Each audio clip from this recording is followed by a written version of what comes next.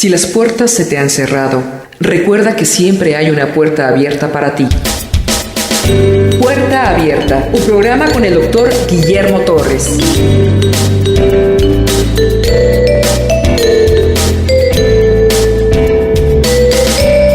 Capítulo 15 de Romanos. Pablo había estado hablando de los débiles en la fe, los fuertes en la fe. Platicamos que el débil en la fe es aquel que es un hermano demasiado sensible a cosas secundarias. El fuerte en la fe es aquel que la misma palabra le ha dado el conocimiento para ser libre en varias cosas secundarias, no esenciales en el evangelio.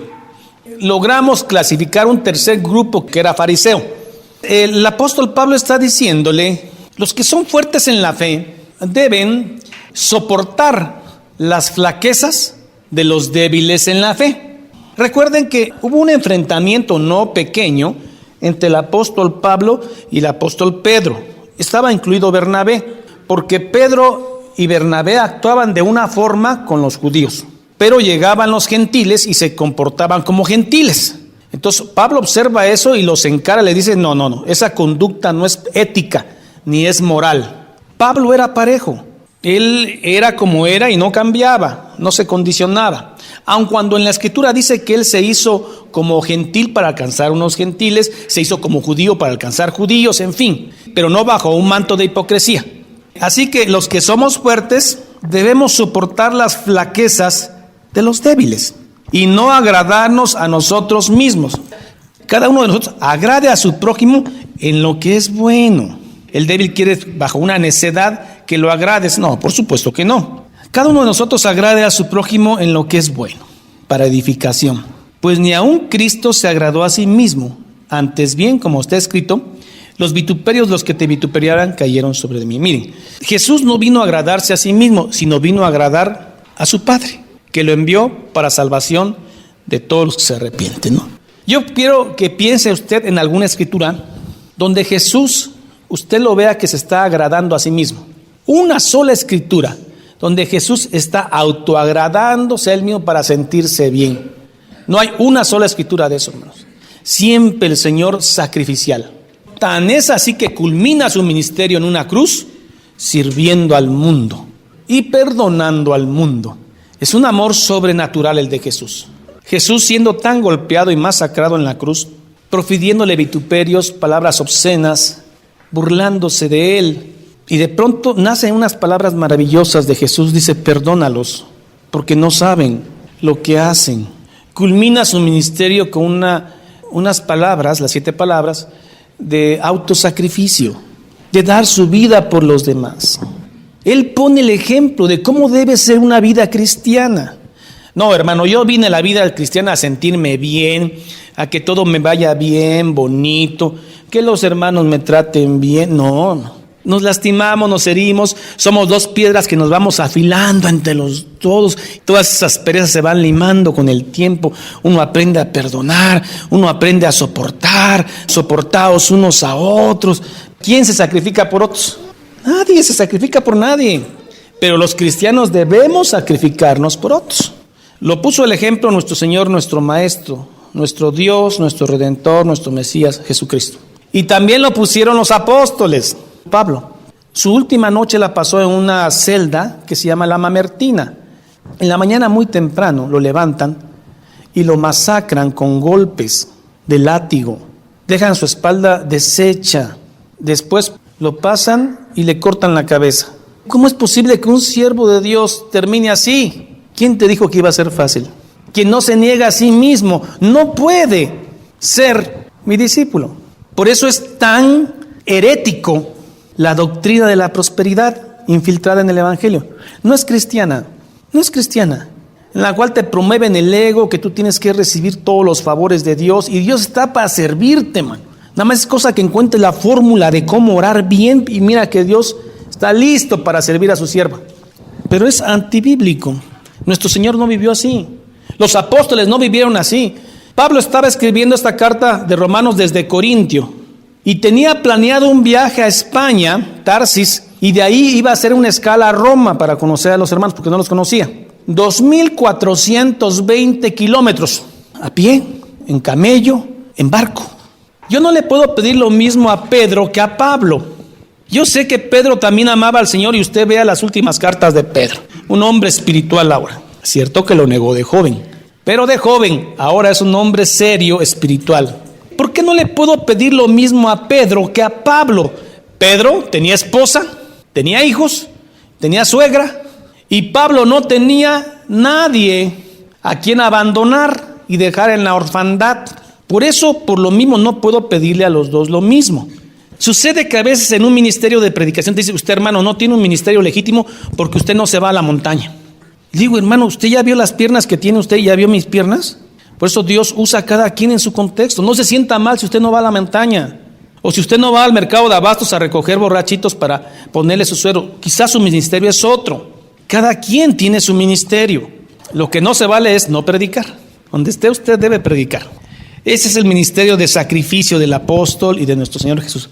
Porque ni aun Cristo se agradó a sí mismo. Antes bien, como está escrito, los vituperios de los que te vituperiaban a Dios cayeron sobre mí, dice Jesús.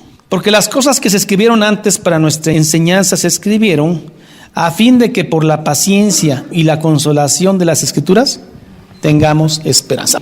La Biblia dice que el rey David era un hombre que andaba conforme al corazón de Dios. Si la Biblia fuera parcial, no se hubiera escrito sobre el pecado de David.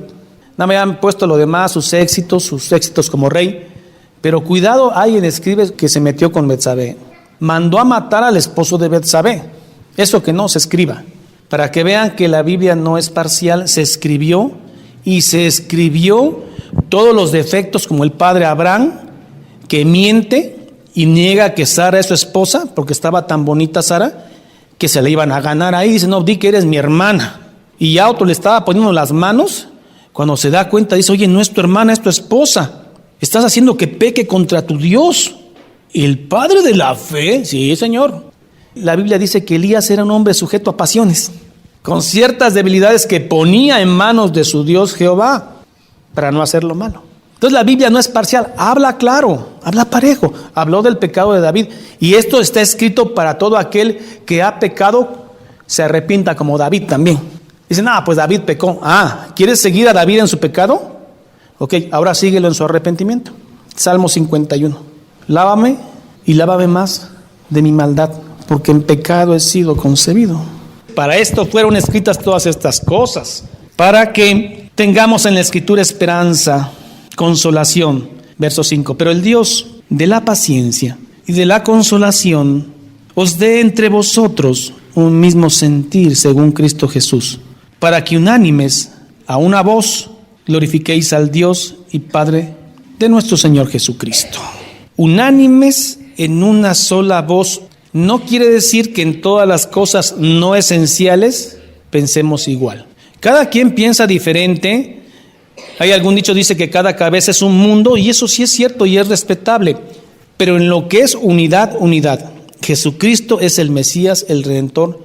Jesús es el único camino para llegar al Padre. Son cosas esenciales que ahí sí no tiene que haber divergencia. Pero en las no esenciales puede haber cierta libertad, como hemos dicho. Entonces, unánimes a una voz quiere decir que Jesús vive, Jesús fue resucitado y Jesús es nuestro Dios. Cuando todos piensan eso mismo, va a haber un concepto de unidad en las iglesias. ¿Por qué?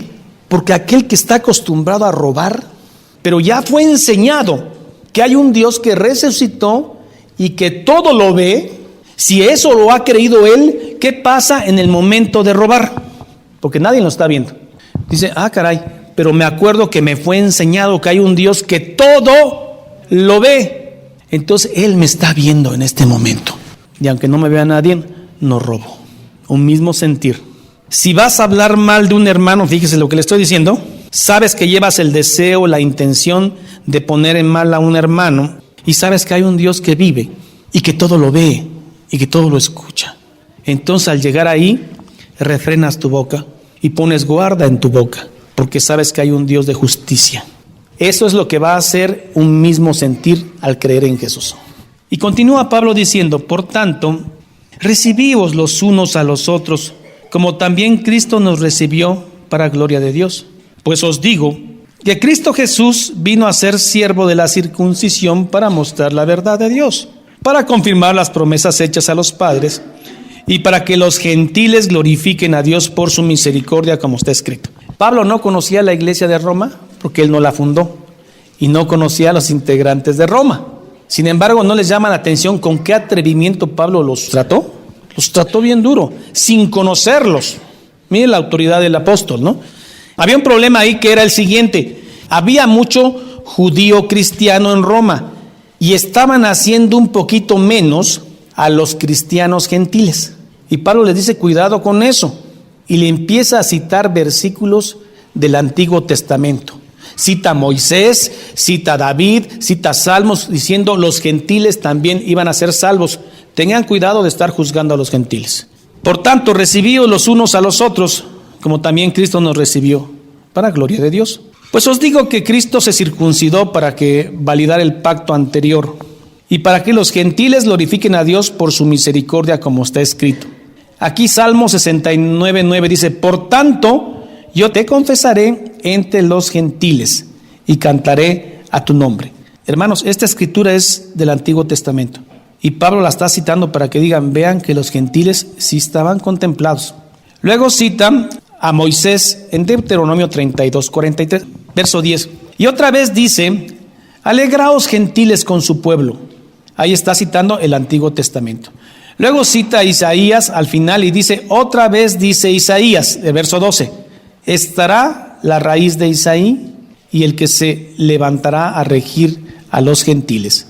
Los gentiles esperarán en él. ¿Quién es Isaí? El papá del rey David. ¿Y de qué linaje viene Jesucristo? Viene de la tribu de Judá y del linaje de David. ¿Y quién es el papá de David? Isaí. Por eso esta cita de Isaías que dice, de la raíz de Isaí vendrá el Redentor. Son citas que está dando Pablo para que no desprecien a los gentiles. Y el Dios de esperanza os llene de todo gozo y paz en el creer. La enfermedad llamada depresión, en 10 años se ha calculado que va a ser la enfermedad que va a causar más morbilidad, enfermedad en el mundo, el estado depresivo. Cada vez este mundo está necesitando más gozo y más esperanza. La depresión generalmente viene, aparte que es un problema neurobioquímico, viene porque la gente no tiene gozo y no tiene esperanza. La pregunta es, ¿por qué no tiene gozo y no tiene esperanza la gente de este mundo? La respuesta es sencilla, porque no conocen a Jesucristo, el Salvador. Cuando alguien conoce a Jesucristo, hermano, tiene esta virtud y esta belleza que no tiene el mundo, que ahí mismo dobla sus rodillas, comienza a llorar y a orar. Y algo maravilloso va a suceder, hermanos. La presencia de Dios se va a manifestar ahí, donde usted está solo, llorando y orando. Y usted va a sentir de manera sobrenatural la presencia de ese Dios sobrenatural. Pero todo este gozo y paz nace de creer, hermano. Y el Dios de esperanza os llene de todo gozo y paz en el que cree.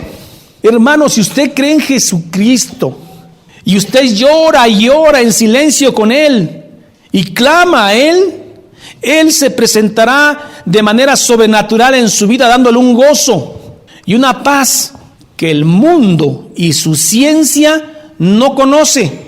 Si usted llegase a dudar de eso, hoy mismo desafíese usted y en la soledad de su cuarto haga lo que le estoy diciendo. Clame, llore y ore a ese Dios de victoria y Él hará presencia en ese lugar. No importando si es un lugar humilde o es un lugar lujoso, eso es secundario.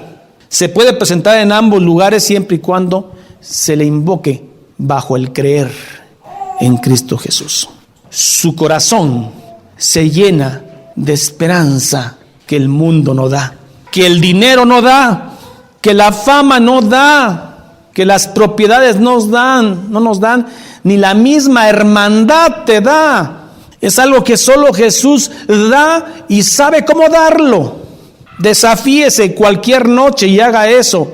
Llore, ore y pida. Y el Dios de la misericordia, el Dios de Abraham, de Isaac y Jacob, se presentará en su propia casa. Lo dice la Escritura y yo lo creo. Y de ahí nace la paz y el gozo en el creer. Pero el que no cree ya perdió. No se puede creer a medias, porque entonces no es creer. Créalo, porque si usted cree va a tener eso que la gente paga por tener paz, gozo, y no lo tiene. No dude en creer, así es. ¿Por qué cree que muchas veces no oramos? Porque no creemos que tiene poder. Acudimos a medios humanos, a factores humanos que nos ayuden, porque no hemos acudido al Rey de Reyes, aquel que es dueño del oro y de la plata, aquel que es dueño de la salud, que tiene la capacidad de darla y quitarla, el Rey de Reyes. Un Dios demasiado grande para nosotros, pero que nos ama. ¿Quién sabe por qué? Y yo lo amo. Con todos mis defectos y virtudes, hermano, yo lo amo. Así es. Y por eso tengo gozo y paz, que se pierde, pero hay que volverlo a tomar en el creer. Y el Dios de esperanza os llene de todo gozo y paz. Así que aquel que ha creído va a abundar en esperanza por el poder del Espíritu Santo. Crea, mi hermano. El apóstol lo está invitando a que usted crea. Muchas de las cosas que pedimos en oración dependen del concepto que tenemos de Dios. Así de sencillo. Si a usted le han enseñado el concepto de un Dios no bíblico, que es un Santa Claus gigante, que solo está esperando qué le pide su hijo para dárselo, es un error, no es bíblico. Dios es más que proveer. Dios es más que proveer. Por eso el mismo Señor Jesús dice: esto es lo que te pido, Señor, si es posible pasa de mí esta copa, pero como eres tan grande, no se haga mi voluntad sino la tuya. Y así ore usted, hermano, pida, pero al final fírmelo diciendo: pero no se haga mi voluntad engañosa, porque perverso es el corazón humano, sino que se haga tu voluntad. Pasamos al verso 14, que dice, Pablo usa un pellizco de diplomacia, como aquel que da una nalgada y después soba, ¿no? Porque estoy seguro de vosotros, hermanos míos, de que vosotros mismos estáis llenos de bondad. No los conocía. Llenos de conocimiento, de tal manera que podéis amonestar los unos a otros porque tienen conocimiento y bondad. Y le dicen: mas os he escrito, hermanos, en parte con el atrevimiento, Dice: sin conocerlos me atreví, como para haceros recordar por la gracia de Dios que me es dada. Y entonces Pablo empieza a hablar desde este momento, ya como usó un pequeño pellizco de diplomacia, empieza a decir y hablar de su ministerio. Pablo empieza a hablar del ministerio hacia los gentiles que Dios le confió a él, y empieza a hablar de todos los lugares que predicó. Él ahorita se encuentra en Corintios, pero les dice: voy a hacer un viaje a España, porque he predicado por todos los lugares. Dice: prediqué en Ilírico. Ilírico es Yugoslavia. Pablo iba a Yugoslavia, la actual Yugoslavia, y de ahí pasarse a España. Pero al pasar a España iba a pasar a Roma a darles una visitadita. Eran muy inseguros los caminos. La gente era asaltada frecuentemente. Él cuidaba mucho su capota. Una vez la olvidó en Troas, me parece, y la manda a pedir su capota, porque ya venía el invierno. La capota te cubría hasta los ojos. Mucha gente es ciega en ese lugar porque las arenas del desierto queman las córneas. Por eso había tanto ciego cuando llegó Jesús. Lo que hacen con la capota es taparse hasta los ojos, nada más así, dejan ver tantito y ahí. Pablo se la rifó muy duro. Bendito hombre de Dios, ¿no? Verso 15. Mas os he escrito, hermanos, en parte con atrevimiento, como para haceros recordar, por la gracia que de Dios me es dada, para ser ministro de Jesucristo a los gentiles, ministrando el evangelio de Dios, para que los gentiles les sean ofrenda agradable a Dios, santificada por el Espíritu Santo. Tengo pues de qué gloriarme en Cristo Jesús, en lo que a Dios se refiere, porque no osaría hablar de lo que Cristo ha hecho por medio de mí para la obediencia de los gentiles con la palabra y con las obras. Había hecho una obra brutal, pero él no osaba presumir. Lo hizo Dios a través de este humilde siervo. Pero fíjese cómo Dios lo avaló con potencia de señales y prodigios en el poder del Espíritu de Dios. De manera que desde Jerusalén y por los alrededores hasta Ilírico, Yugoslavia, todo lo he llenado del Evangelio de Cristo. Y de esta manera me esforcé a predicar el Evangelio, no donde Cristo ya había sido nombrado, para no edificar sobre fundamento ajeno, sino como está escrito, a aquellos a quienes nunca les fue anunciado acerca de él verán, y los que nunca han oído de él entenderán. El apóstol Pablo llegó donde no llegó Pedro, donde no llegó Jacobo, no llegó Juan, llegó a lugares donde nadie esperó que iba a llegar, y Dios lo usó de una manera tremenda y maravillosa. Pero hay otro detalle aquí, hermanos. Dice que Dios lo avaló con milagros, portentos, cosas sobrenaturales. Pablo tenía ese poder de sanar a la gente, no de manera paulatina, instantáneo. Dios los manda, pero los manda con poder a los apóstoles. Que hay gente que dice que actualmente tiene ese poder apostólico y yo no veo nada claro, mano. No tenían mucho dinero. Mire, Pedro y Juan tenían su hora de la oración. La gente se dio cuenta del poder que tenía Pedro como apóstol. Decía, ok, Pedro va a orar a las 3 de la tarde. Pedro y Bernabé pasan por acá. El sol está a esta altura a las 3 de la tarde. Pedro va a pasar por acá y por aquí nos va a pegar su sombra. La escritura dice que la sombra nada más de Pedro hacía que esta gente se levantara. La sombra nada más. Sin gritar, sin decir nada, levántate, a ti te digo. No. Para que vean el poder que tenía el apóstol. Pedro en la puerta de la Hermosa y está un cojo de nacimiento. El cojo se los queda viendo a la vista y les dice, dame dinero. Pedro le dice, no tengo oro, ni tengo plata, pero lo que tengo te doy. A ti levántate. ¡Bum! En ese momento este hombre que era cojo de nacimiento empieza a brincar y estaba tan sorprendido que entró brincando al templo. Estos son los milagros que avalaban el movimiento apostólico.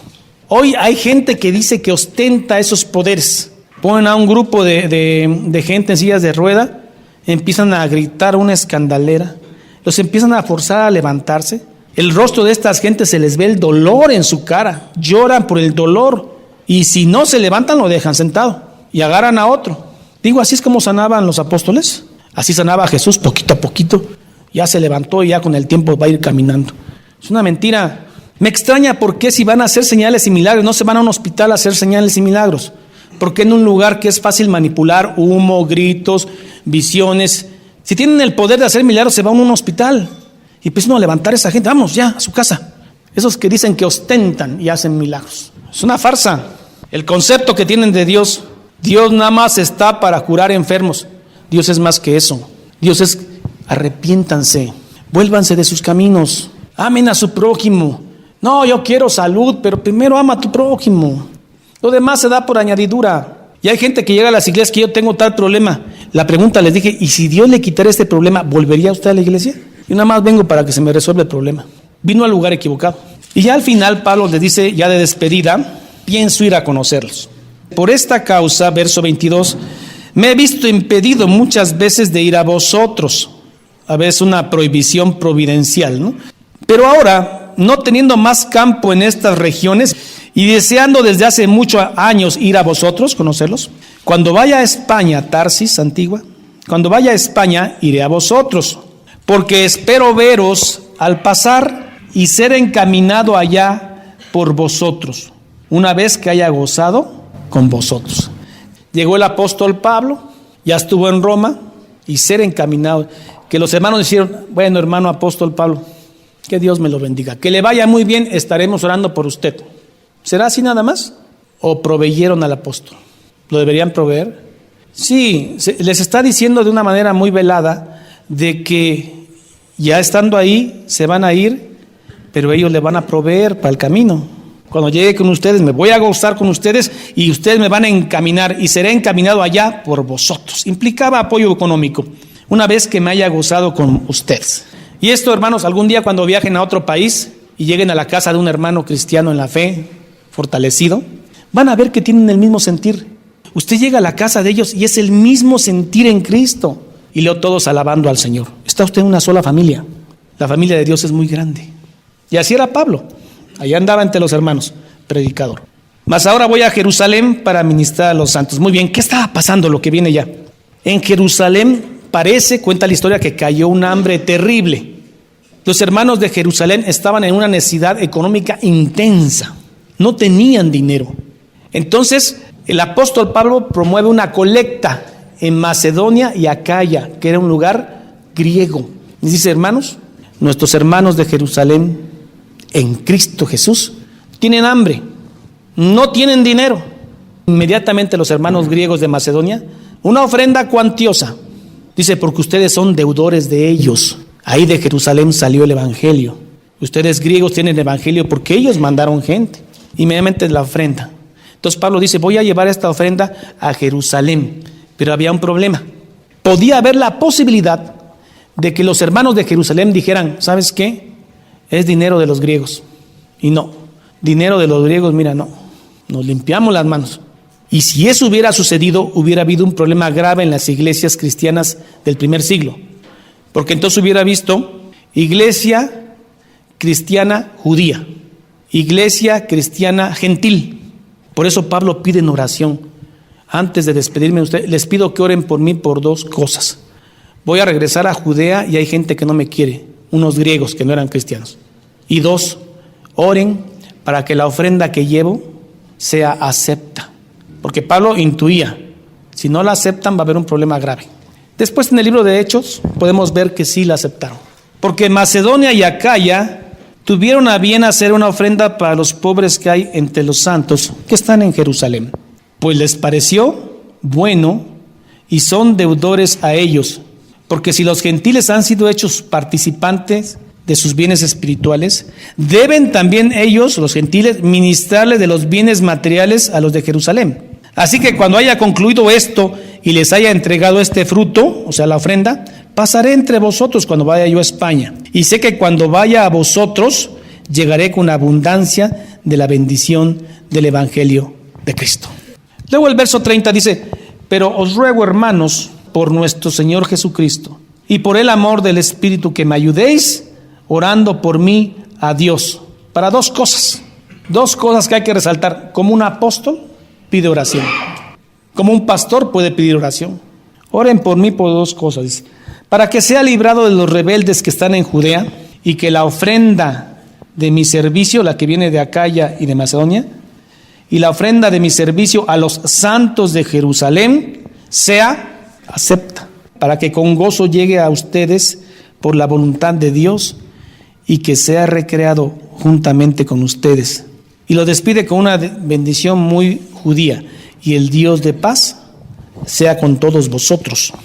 Está el deseo de Pablo conocer Roma. Y finalmente sí conoció Roma, pero no llegó como él hubiera querido. Llegó encarcelado. Así es como llega Pablo a Roma, encarcelado, apelando al César para que le diera libertad. Si usted pregunta esto, Pablo oró para llegar a Roma. Los hermanos de Roma oraron para que Pablo llegara a Roma. Pero Dios quiso que Pablo llegara a Roma preso. La gente piensa que con la oración puede condicionar la voluntad de Dios. Si algo cambia es por la misericordia de Dios en la oración. Pero decir, no, es que yo oré tan duro, hermano, qué aso. Dios no pudo aguantarse. En la forma que oré, hermano, no le dejé alternativa a Dios. Tonteras, hermano. Si por pura misericordia recibimos lo que recibimos. La oración no es para condicionar la respuesta de Dios. Es simplemente para exponer nuestra necesidad y Dios sabrá ser conforme a nos convenga. No, voy a orar muchísimo por un carro último modelo color rojo, man. Yo sé que se lo voy a sacar. Pura oración dura, clamor de guerra, grito. No se lee la Biblia, no se lee la Escritura, no son enseñados en la Escritura. Por eso es que el fuerte debe tener paciencia, amor. Dicen que el fuerte debe tener amor y el débil debe tener conocimiento. Al débil le falta conocimiento y el fuerte debe tener amor para soportar las flaquezas, ¿no?, del débil. Y todo en amor. En lo no esencial, libertad. En lo esencial, unidad. Y en todas las cosas, amor. Cada vez que reciba usted escritura, predicación, todo esto, su espíritu se va a fortalecer. Usted ni cuenta se va a dar cómo va a crecer con la escritura, ¿eh? Y si usted tiene la escritura, usted va a crecer como un arbolito, no se va a dar cuenta. Cuando se da cuenta, caray, ya el tallo mide 80 centímetros, soy alto. Pero déjese sin escritura y quede el árbol enano. Tenga usted 20, 30 años. Si no crece con la escritura, va a ser un árbol enano. Y ahí va a estar. Si usted crece con la escritura, usted va a dar sombra. Una sombra hermosa. Las aves del campo van a ir a hacer nido. La gente va a estar abajo buscando la sombra de usted. Un hombre sabio, una mujer sabia. La gente quiere estar con la gente que es sabia. Ahí se acobija uno. Busca una sombra.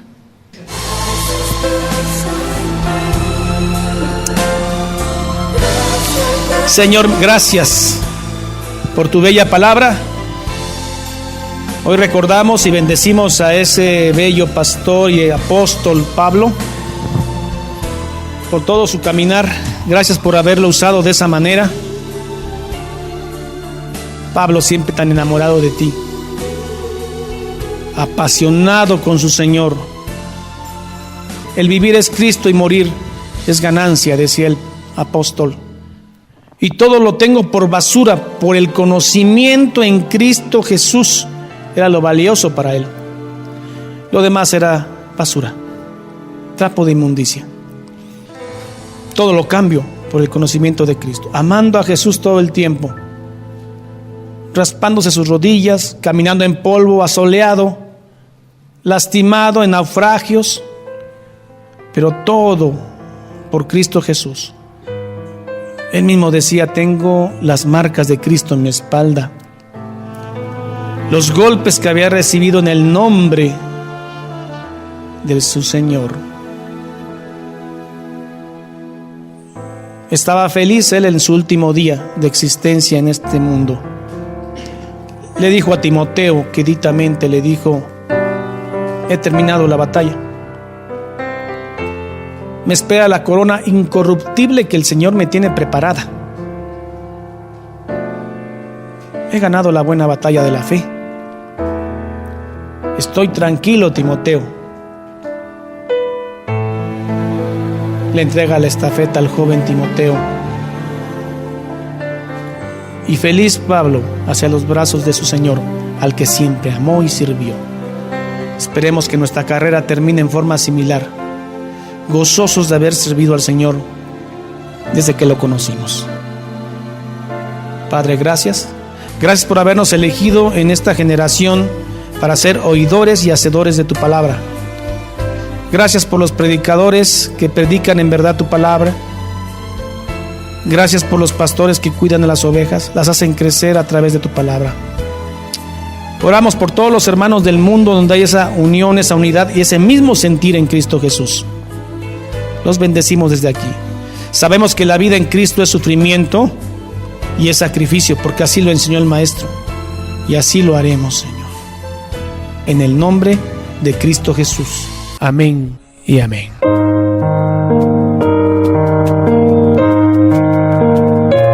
Jehová es mi pastor, nada me faltará. En lugares de delicados pastos me hará descansar. Junto a aguas de reposo me pastoreará. Confortará mi alma. Me guiará por sendas de justicia por amor de su nombre. Aunque ande en valle de sombra de muerte, no temeré mal alguno, porque tú estarás conmigo. Tu vara y tu cayado me infundirán aliento. Aderezas mesa delante de mí en presencia de mis angustiadores. Unges mi cabeza con aceite, mi copa está rebosando. Ciertamente el bien y la misericordia me seguirán todos los días de mi vida, y en la casa de Jehová moraré por largos días. Salmo 23. Esta es la paz que Dios te da a través de su palabra. Busca un grupo de personas que te ayuden a leer e interpretar la Biblia.